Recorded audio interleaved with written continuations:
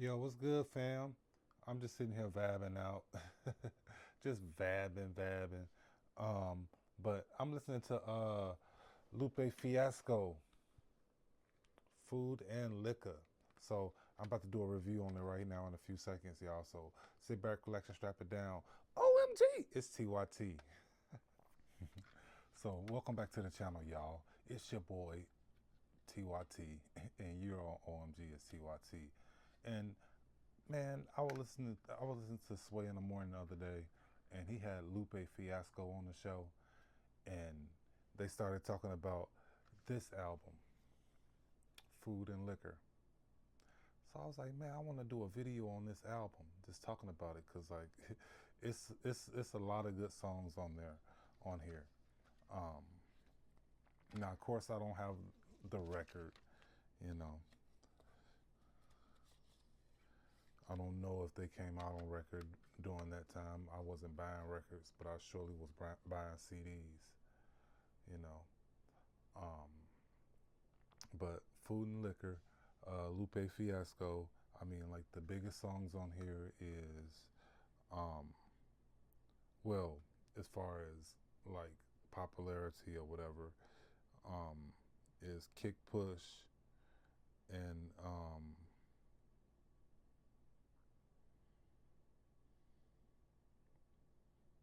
I mean, Kick Push was mainly the main song on on there that I mean that you heard on the radio and stuff like that. But coming from Chicago, I mean the radio stations played other songs like uh, "Just Might Be Okay." Like I can remember like when they was promoting this when it first came out, and they played this song, and you know everybody from the people on the show, they were all singing it and stuff like that. So that was kind of cool. Um, but you know, it starts out with a intro, you know, some intro, but then you know, there's like a song called "Real." You know, it's pretty cool. But then "Just Might Be Okay," "Kick Push," and then the song that you know got me was "I Gotcha." You know, that's what you know, it was produced by the Neptunes. Um, really didn't like the instrumental too much, but He Say She Say. I mean, now this song it really you know details and shows Lupe Fiasco's not only his skills but like his creativity and stuff like that. Cause he said, she said. I mean, he basically says the same thing in all three verses, but as you know somebody, but then as the mother and then as the son. You know, so it was like three different you know versions of the same you know um, thing. So it went from it says he says she said. So maybe it was just two, but you know he said it then she said it.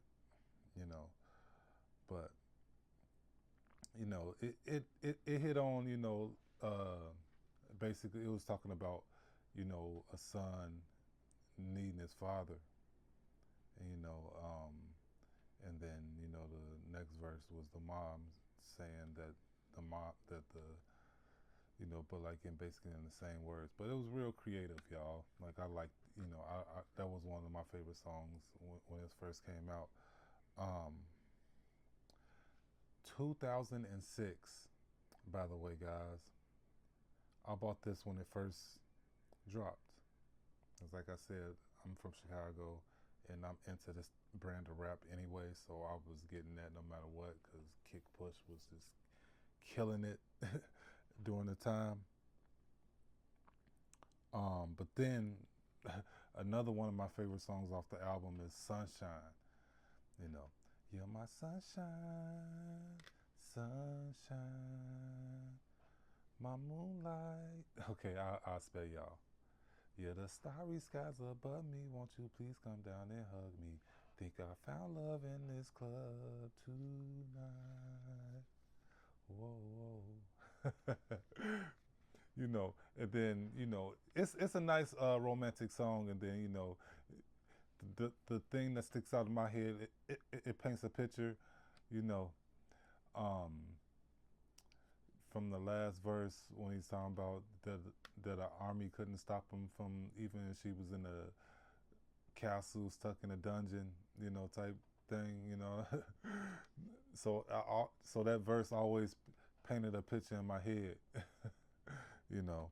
But that's Sunshine, and that was one of the songs that they were talking about on Sway in the Morning. A lady called in and asked him about that song, you know, and then he was like, how did you come up with that song? He was like, man, I was just trying to sound like Pharrell and them, because he already had the one song, I Got You, so he couldn't really, afford them to do too many more, too much more on that, and they the Neptunes. I mean, even though, the album was executive produced by Jay-Z, you know, I knew that, but then, I got refreshed on that when when I was reading the liner notes and stuff like that. Um, but then we get to Daydreaming.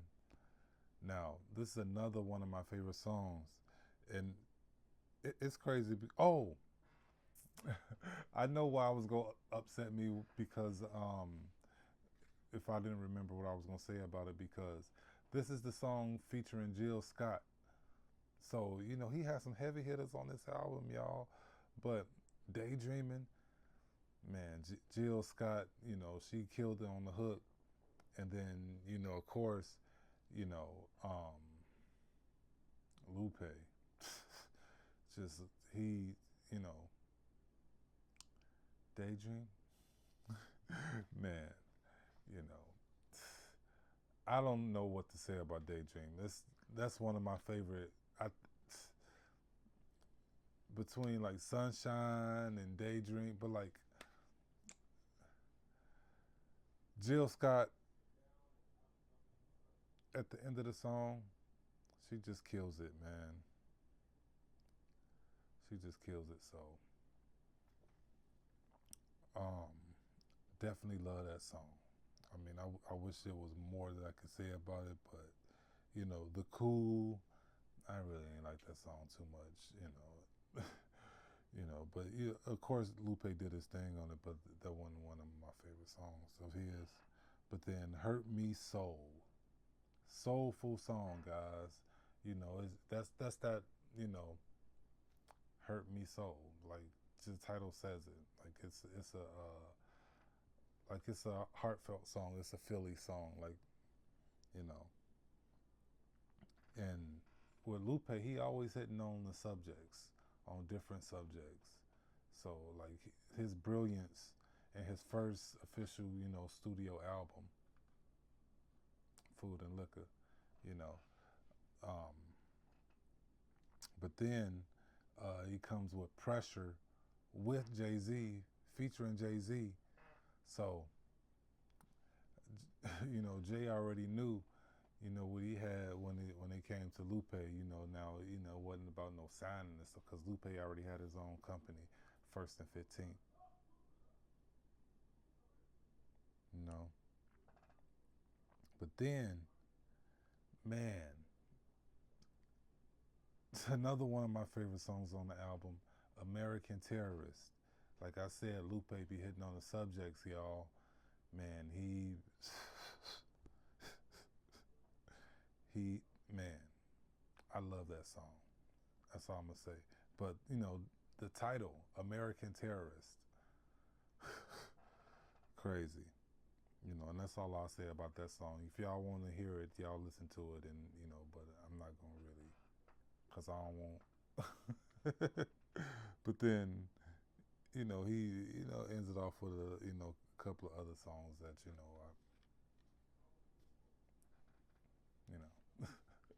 But that's Food and Liquor by Lupe Fiasco.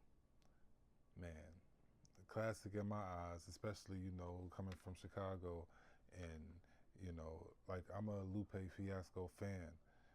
Like, and I picked up other albums of or other CDs of his too. The next one that came out was The Cool. I can't remember too many of the songs off of there. You know, I ain't really researched all that. I just grabbed. I was like, maybe it'd be cool just to throw in a couple of the other albums that he has. You know, and then like his probably most famous one. I think this is the one with Superstars on there and stuff like that. But Lasers. You know, I remember counting up my change to buy that album at Best Buy. And then I had to see what this album was, the name of it, and everything, because like it's just all black. It's all black. The CD, even the liner notes, guys, it's nothing. It's just all black.